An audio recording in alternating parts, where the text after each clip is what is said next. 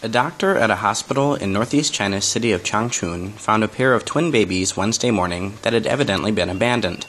The babies, abandoned at the hospital affiliated with Jilin University, are in bad shape, with the younger of the two in critical condition.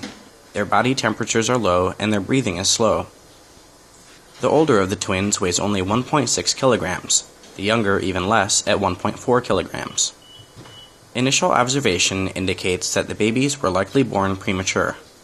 Doctors have been unable to verify the baby's medical history, making treatment even more difficult.